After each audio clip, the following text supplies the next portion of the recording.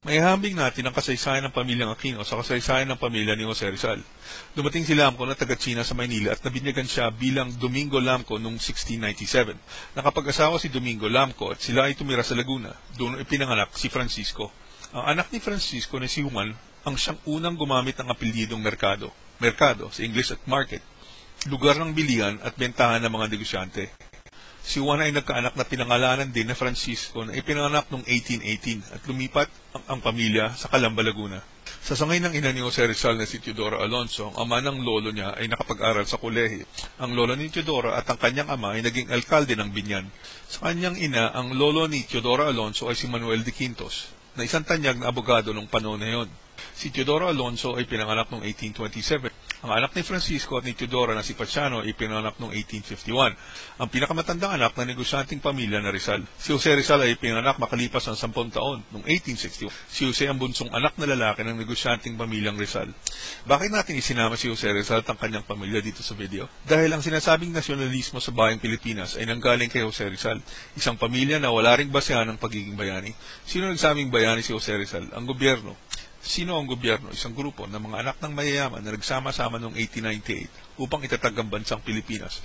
Ngunit hindi binigyan ng recognition o independence hanggang 1946. Bakit sinasamba ng mga idiot Aquino followers si Cory, Ninoy, Noynoy at Chris? Dahil ang psychology o ang pag-iisip ng Pilipino ay sambahin ng anak ng pamilyang negosyante na katulad ni Jose Rizal.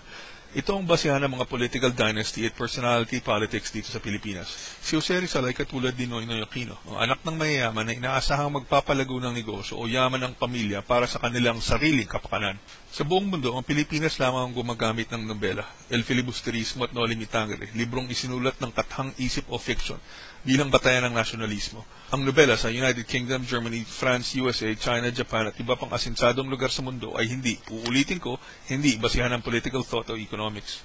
Ang nobela sa ibang bansa ay para malibang ang bumabasa nito. Kaya ang lahat ng basehan ng political thought, political theory, economics at nasyonalismo dito sa Pilipinas ay galing lamang sa pagpapauso ng gobyerno na nagsasabing dapat tingalain si Rizal bilang bayani.